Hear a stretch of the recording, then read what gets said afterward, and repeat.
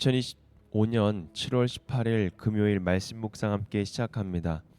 오늘 말씀은 요한계시록 12장 1절에서 17절까지 있는 말씀입니다. 저희는 세 번역으로 함께 말씀을 보고 있습니다. 함께 말씀을 묵상합니다. 그리고 하늘에 큰 표징이 나타났는데 한 여자가 해를 둘러 걸치고 달을 그 발 밑에 밟고 12별이 박힌 면류관을 머리에 쓰고 있었습니다. 이 여자는 아이를 베고 있었는데 해산의 진통과 괴로움으로 울고 있었습니다. 또 다른 표징이 하늘에서 나타났습니다. 머리 7개와 뿔 10개가 달린 커다란 붉은 용 한 마리가 있는데 그 머리에는 왕관을 7개 쓰고 있었습니다. 그 용은 그 꼬리로 하늘의 별 3분의 1을 휩쓸어서 땅으로 내던졌습니다. 그 용은 막 해산하려고 하는 그 여자 앞에 서서 그 여자가 아기를 낳기만 하면 삼켜 버리려고 노리고 있었습니다. 마침내 그 여자는 아들을 낳았습니다. 그 아기는 장차 새 지팡이로 만든 만국을 다스리실 분이었습니다. 벼랑간 그 아기는 하나님께로부터 곧 그분의 보좌로 이끌려 올라갔고 그 여자는 광야로 도망쳤습니다. 거기에는 1260일 동안 사람들이 그 여자를 먹여 살리도록 하나님께서 마련해 주신 곳이 있었습니다.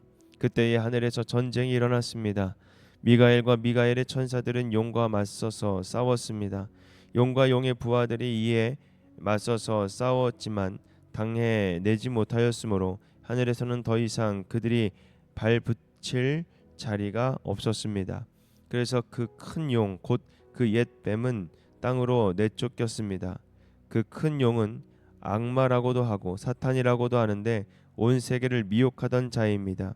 그 용의 부하들도 그와 함께 땅으로 내쫓겼습니다. 그때에 내가 들으니 하늘에서 큰 음성이 이렇게 울려왔습니다. 이제 우리 하나님의 구원과 권능과 나라가 이루어지고 하나님이 세우신 그리스도의 권세가 나타났다. 우리의 동료들을 헛듣는 자, 우리 하나님 앞에서 밤낮으로 그들을 헛듣는 자가 내쫓겼다. 우리의 동료들은 어린 양의 흘린 피와 자기들이 증언한 말씀을 힘입어서 그 악마를 이겨냈다. 그들은 죽기까지 목숨을 아끼지 않았다. 그러므로 하늘아, 그리고 그 안에 사는 자들아, 즐거워하여라. 그러나 땅과 바다는 화가 있다. 악마가 자기 때가 얼마 남지 않는 것을 알고 몹시 성이 나서 너희에게 내려갔기 때문이다. 그 용은 자기가 땅으로 내쫓겼음을 알고 남자 아이들을 낳은 그 여자를 쫓아갔습니다. 그러나 그 여자는 큰 독수리의 두 날개를 받아가지고 광야에 있는 자기 은신처로 날아가서 거기에서 뱀을 피해서 한 때와 두 때와 반 때 동안 부양을 받았습니다. 그 뱀은 그 여자의 등 뒤에다가 입으로 물을 강물과 같이 토해내서 강물로 그 여자를 휩쓸어 버리려고 하였습니다. 그러나 땅이 그 여자를 도와주니 땅이 그 입을 벌려서 용이 입에서 토해낸 강물을 삼켰습니다. 그래서 그 용은 그 여자에게 노해서 그 여자의 남아있는 자손 곧 하나님의 계명을 지키며 예수의 증언을 간직하고 있는 사람들과 싸우려고 떠나갔습니다. 그때에 그 용이 바닷가 모래 위에 섰습니다. 아멘. 하늘에서의 전쟁이라는 주제로 함께 말씀을 묵상하겠습니다. 전쟁은 하늘에서 시작되었습니다.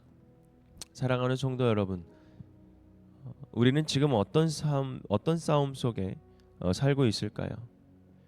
삶은 끊임없는 전투입니다. 자녀와의 갈등, 인간관계의 오해, 예기치 않은 질병과 경제적인 어려움. 그런데 이 싸움의 실체를 우리는 어디서부터 바라봐야 할까요?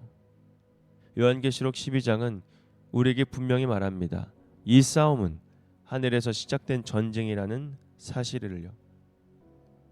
하늘에서 큰 이적을 보니 해를 입은 한 여자가 나왔고 하늘에서 전쟁이 있으니 미가엘과 그의 사자들이 용과 싸울세. 하늘에서 시작된 전쟁은 지금도 땅 위의 교회를 통해 우리가 계속되고 있다는 사실을 알 수 있습니다.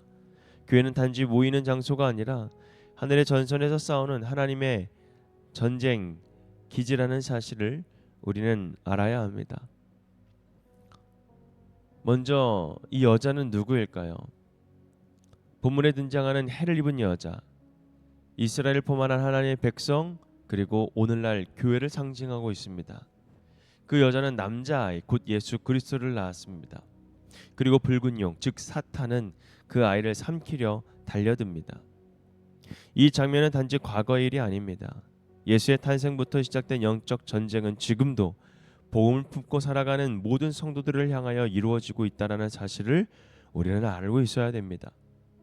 예배, 기도, 찬양, 전도, 교제, 이 모든 것이 단순한 활동이 아니라 전쟁의 언어이며 전쟁에서 승리할 수 있는 믿음의 싸움의 도구라는 사실을 우리는 기억해야 합니다.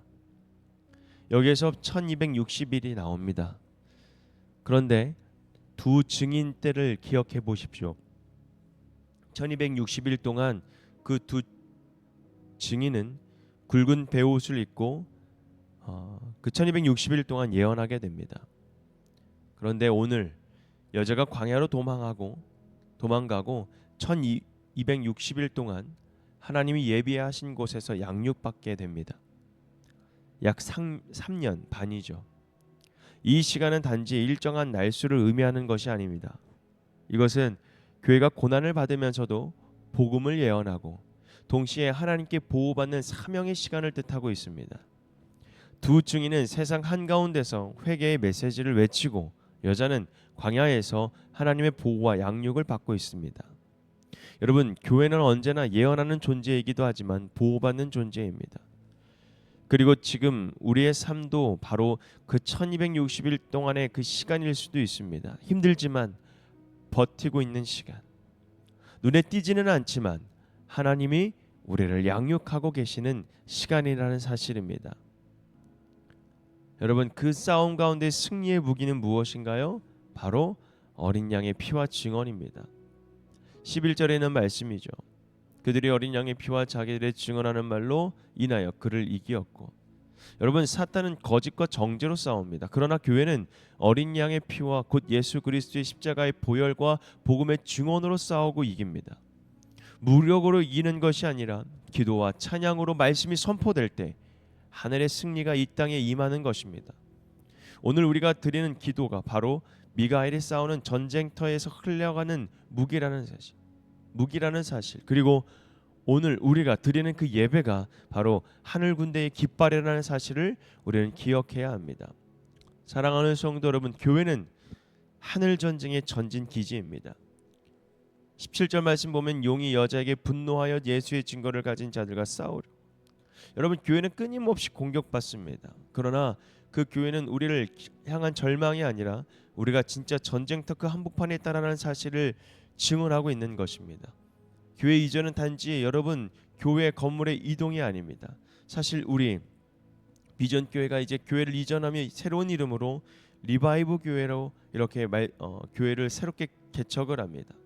여러분, 교회 이전은요 단지 건물의 이동이 아니라 하나님께서 새로운 전선을 여시고 복음의 깃발을 세우는 전투 기지로 새롭게 재배치하시고 새롭게 만들어 주시는 것입니다. 우리가 가는 그곳이 바로 하늘 전쟁에 다시 시작되는 곳이라는 것입니다. 반드시 하늘에서 이미 승리한 전쟁을 믿으며 나아갈 때에 여러분이 어느 곳에 있든지 어떤 일이 일어나든지 그 가운데 승리하심으로 하나님은 늘 우리와 함께 하시는 사실을 우리는 깨닫고 나아가기를 주님의 이름으로 축복합니다.